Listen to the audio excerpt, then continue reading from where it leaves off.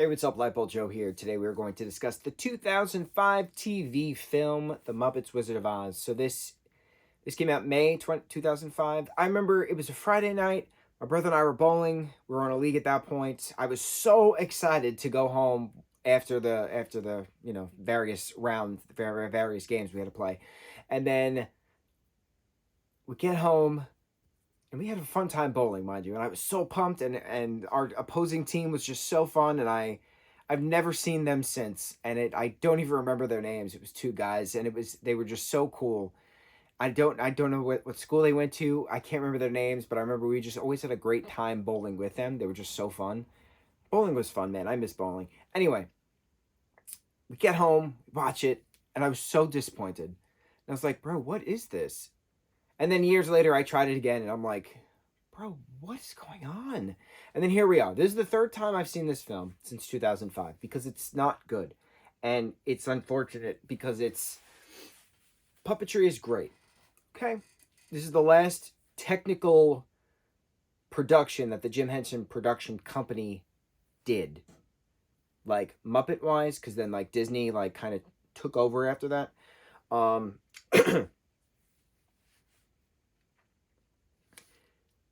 This is loosely based on the original book, The Wonderful Wizard of Oz, from L. Frank Baum from 1900. And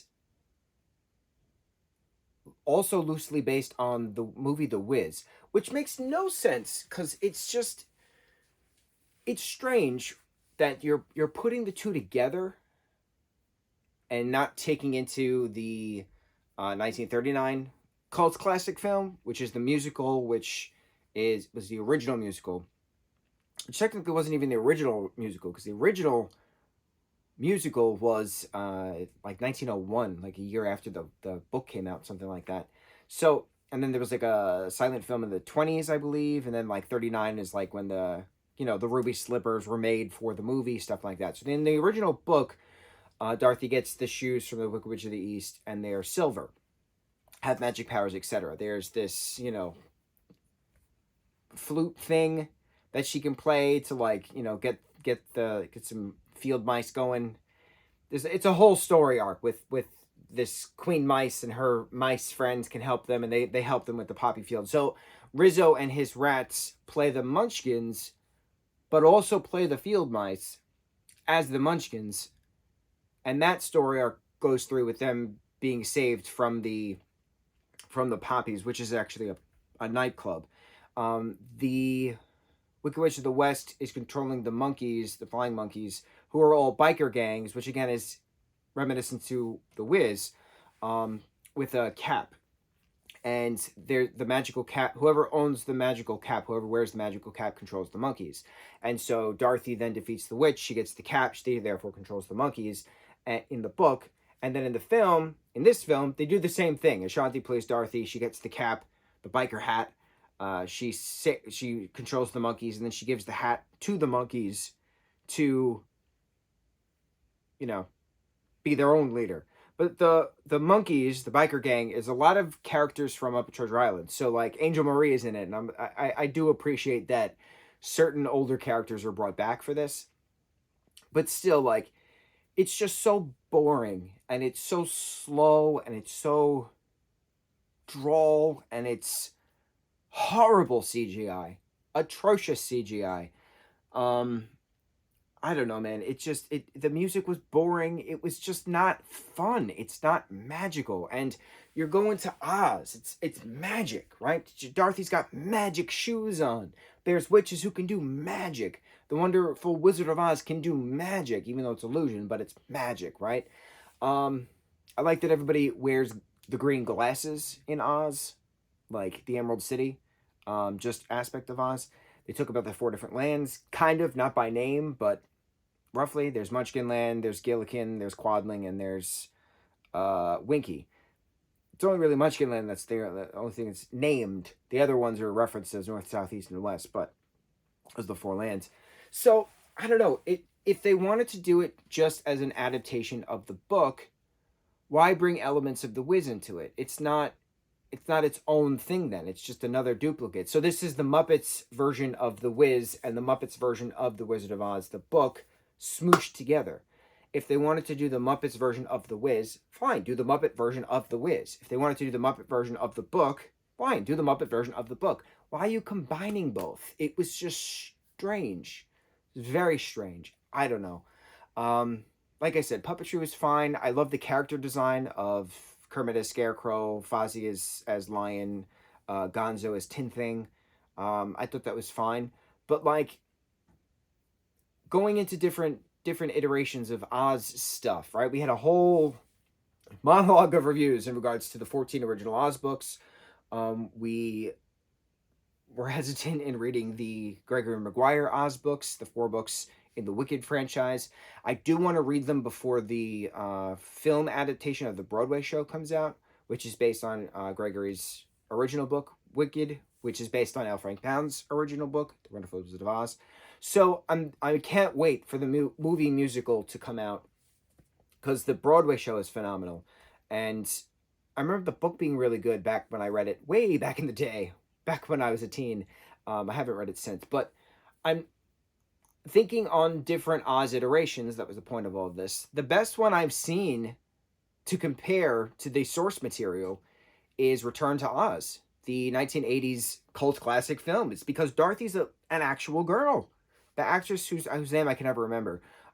She grew up into an adult actress, but she, as a child, she plays a 10-year-old Dorothy, and Dorothy Gale is a 10-year-old girl from Kansas. So to have Dorothy played by a girl, going then back to Oz and meeting the characters who have literal page illustration to prop design like on the screen is phenomenal. Jack Pumpkinhead in Return to Oz is mwah, chef's kiss.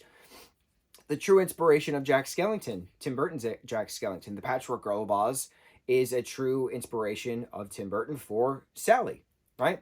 It's fun knowing these fun facts of where inspiration comes from. So the best version of Oz, from what I've noticed, is Return to Oz. And now I want to see it again because it's a scary movie, but that's the point. Oz stories are scary. And there was one scary part in this Muppet Wizard of Oz, which I actually enjoyed, which is when we get a long panning shot of Scarecrow and Tin Thing, just torn and beaten to shreds, right? Because the monkeys attack them, right? We see that in the book, very violent in the book. We see that in the 39 film, etc., right? But like I liked that was like a main focus of the violence, because there's a lot of violence in the Oz stories. So it was nice to see it translated, but again though, like I feel like if this film didn't have horrible CGI, did not have a terrible score, the score was just so boring, it would have been elevated a lot more. If they had Dorothy as a girl instead of Ashanti in her mid-20s when she did this, and she did fine with the character that she was given, but she's too talented for the drawl that they made her do. Like some of those lines that she says are just so forced, and I felt so bad because she's so talented. And I'm like, bro, why are you doing this to her? Like, she's extremely talented.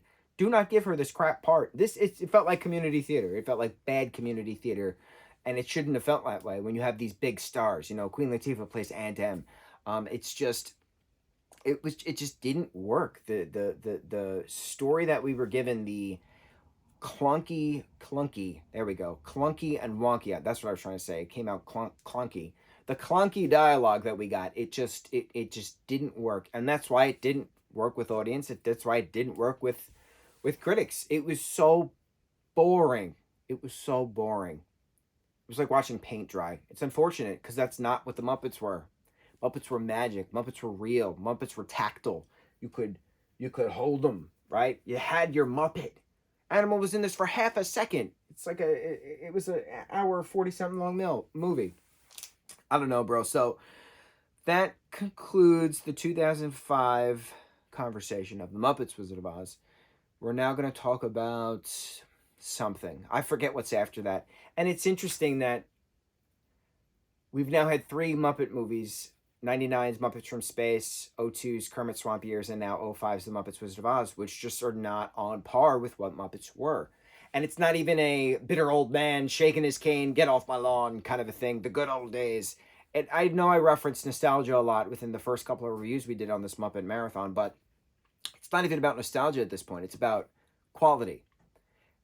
And the quality of the Muppet franchise did not happen. It wasn't a thing in the aughts. It wasn't a thing in that 2000 to 2010 chunk. It was not a thing. It's unfortunate because they got thrown aside. And Kermit has that monologue in the next film we watch and discuss where people just forgot about us. And I know I'm going to get emotional talking about that moving forward, but it's just unfortunate. It's unfortunate that these incredible, iconic characters are given this trivial kind of stuff within this one particular decade. I'm glad it's changing, and I'm glad there's another resurgence now in the 20s. But 2020s. We'll see. We'll see what happens next. We'll see what happens within the rest of this decade. We'll see what happens in the 30s. The 100th anniversary will be 30 years from now, roughly. Muppets have been around for 70 years, technically, if you want to count it that way. The first Kermit puppet was on a TV show in the 50s. Jim Henson with some puppets. Kermit was one of them. The original Kermit was one of them. So if you're starting the Muppets in the 50s, it's now the 2020s, which means in, 3 decades? Right? So 30 years from now, will be 100 years. So that means we're 70 years. 70 years of Muppets. That's a long time. Long time. Can't wait to see what happens next. On to the next review. Mucho mahalo.